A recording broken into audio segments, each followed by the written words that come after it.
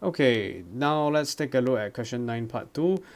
After we have found out what is our exact value for tangent of A, which is 2 plus square root of 5, we can proceed to show that cotangent square plus cotangent A plus 1 is equal to A minus B root 5.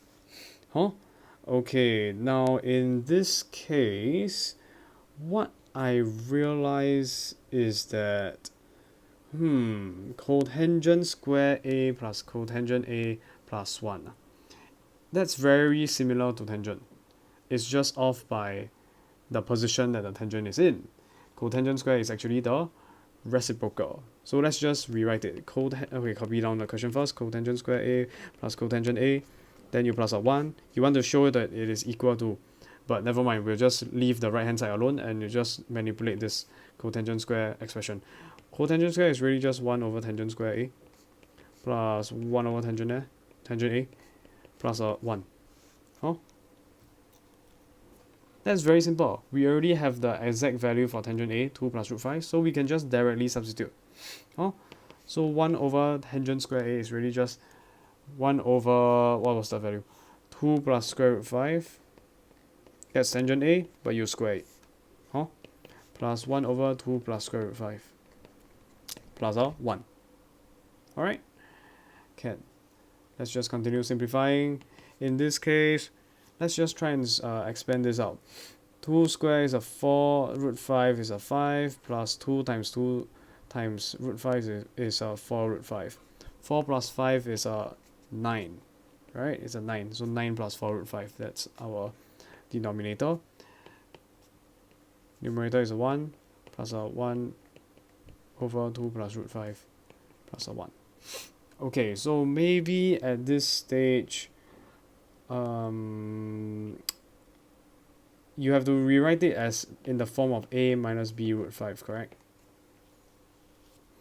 Notice that there are no denominators, right?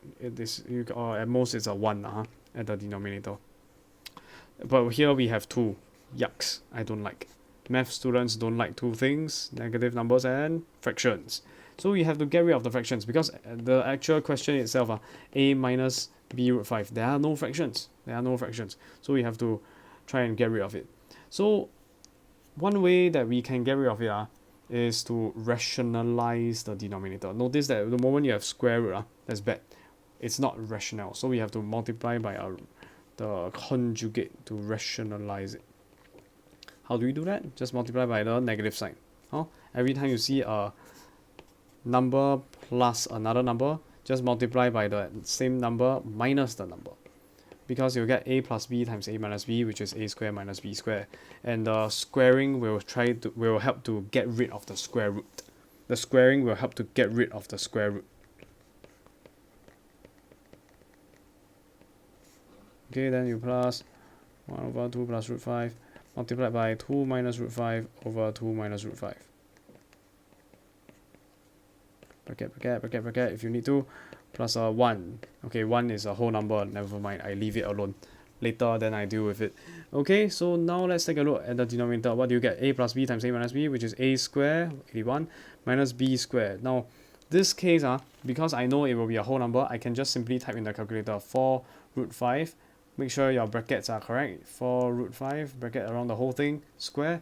I know using a calculator that it is 80. Wow, what a coincidence. 81 minus 80 is just a 1. Okay, divide by 1, the fraction disappears. What a coincidence. Or was it all planned? I do not know. Okay, so now you have a numerator 9 minus 4 root 5. You have a denominator 81 minus 80, which simplifies to a 1. So it means that our fraction just becomes a 9 minus 4 root 5. Okay, can. Then this other guy, let's also try and simplify. The denominator is A plus B times A minus B. What does that give me? A square minus B square. What's B? Root 5. Okay, root 5.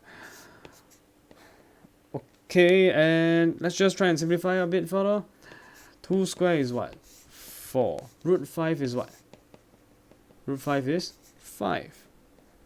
4 minus 5. Oh, 4 minus 5 is... Okay, I'll leave some of the working for you If it's too fast, then you just have to rewrite it on your own, try the entire question on your own.